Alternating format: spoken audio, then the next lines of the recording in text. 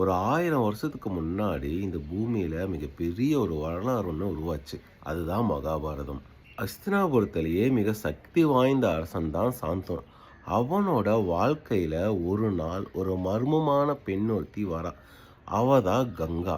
சாந்தனு கங்காவை பார்த்ததுமே காதல்ல விழுந்துடுறான்.